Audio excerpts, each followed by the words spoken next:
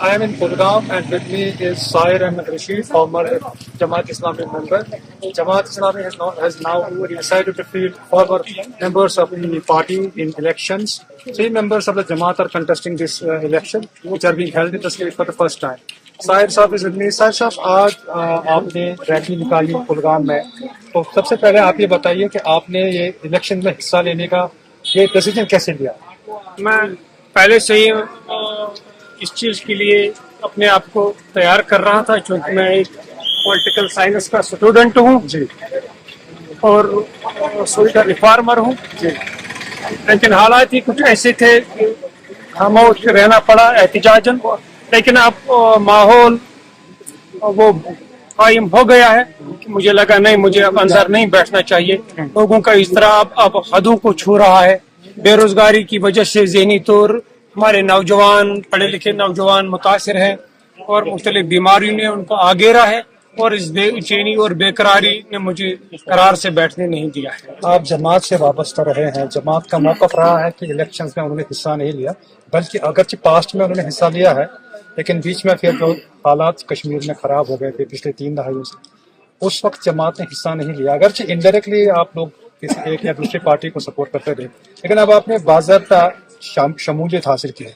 तो इस डिसीजन में पहुंचने तक आपने कैसे ये आपने तैयार किया अपने आप को ज़हनी तौर पर हिस्सा लेना है इलेक्शन? क्योंकि जमात इस डेमोक्रेटिक प्रोसेस से पिछले 30 सालों से एहतिजाजन दूर रही, जो कि धांधलियां हुई थी 1987 में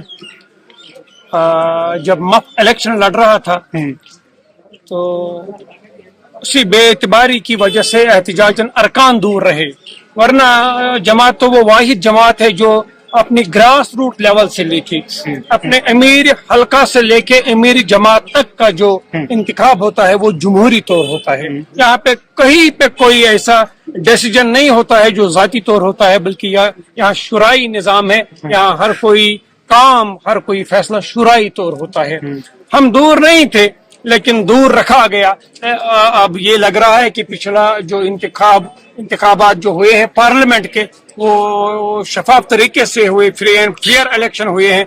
उस चीज ने हमारे अंदर एतमाद को बढ़ा दिया है और हमने भी सोचा नहीं, अब मौका है, अब फ्री और क्लियर इलेक्शन हो रहे हैं, लिहाजा हमें आगे आना चाहिए। लोगों को एक मुखलिस और हमदर्दाना क़यादत फराहम करनी चाहिए। जमात का मौक़िफ़ रहा है, पीछे हमने देखा कि जम्मू कश्मीर जो है एक मुतनाज़ा मसला है, जो यूनाइटेड नेशंस के जो करारदाद हैं उसके तहत मसला होना चाहिए, ये जमात का मौक़िफ़ रहा है। अब आपके मौक़िफ़ में तब जमात अपने मौक़िफ़ से नहीं हट रही है। ये दो मुल्कों का मसला है, वही जाने और इंटरनेशनल कोर्ट ऑफ जस्टिस जाने। तो मैं ग्रास रूट लेवल की बात कर रहा हूँ कि यहाँ लोग इंतहाई ज्यादा परेशान है, हेल्थ केयर मुतासिर है, तालीम मुतासिर है, बेरोजगारी हदों को छू रही है, बैकडोर एंट्रीज ने तालीम से जवानों को मुतफिर कर दिया है, नेपोटिज्म और फेवरेटिज्म ने लोगों का करार छीना हुआ है। लिहाजा हम कैसे अपने समाज को इस हाल में छोड़े। हमने सोचा नहीं, हमें आगे आना चाहिए। वो जाने, वो ममालिक जाने, इंडिया और पाकिस्तान जाने। किन मुद्दों पर आप ये इलेक्शन लड़ रहे हैं? खासकर मैं इन मुद्दों पर ये इलेक्शन लड़ रहा हूँ। पहली प्रायोरिटी मेरी होगी development with dignity, peace with dignity.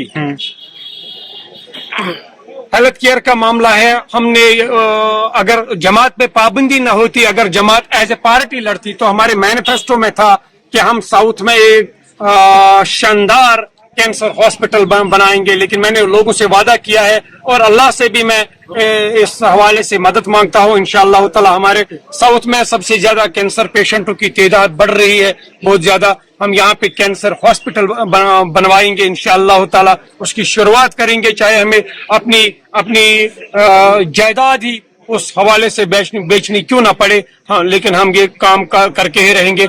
मैं चाहता हूँ कि हर एक गाँव में एक लाइब्रेरी हो, गांव का लोकल सेल्फ गवर्नमेंट का वो बजट जो आता है वो उस लाइब्रेरी में इस्तेमाल हो। गांव से IAS, KS और IPS ऑफिसर्स निकले, वो गुंडों और उन चंद लोगों की वो गुंडागर्दी कायम न रहे जिनके जेबों में वो पूरी बजट जाती है। میں چاہتا ہوں کہ ایجوکیشن میں کام کروں، چونکہ میں ایک ایجوکیشنسٹ ہوں، میں نے ایجوکیشن میں کام کیا ہے، میں ضلعی ذمہ دار رہ چکا ہوں، میں نے ہزاروں بچوں کو کالج اور ہائر سیکنڈریز اور کوچنگ سینٹرز میں پڑھایا ہے۔